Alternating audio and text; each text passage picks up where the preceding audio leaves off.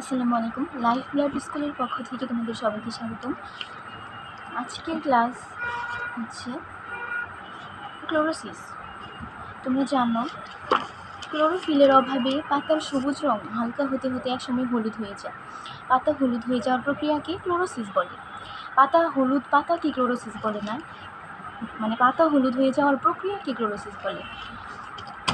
বেশ কয়েকটা মৌলের অভাবে ক্লোরোসিস হয়, যেখানে নাইট্রোজেন, পটাশিয়াম, ম্যাগনেসিয়াম, লৌহ এবং সালফার।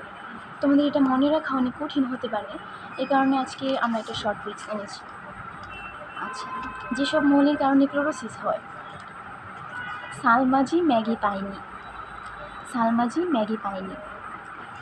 সালমাতে সালফার, জিতে জিঙ্ক, ম্যাগিতে ম্যাগনেসিয়াম, পটাশিয়াম, আয়রন, নাইট্রোজেন। তোমরা সহজেই এই ট্রিক্সটির মাধ্যমে ক্লোরোসিস হয় কোন মৌলের কারণে সেটা প্রয়োগ করতে পারো।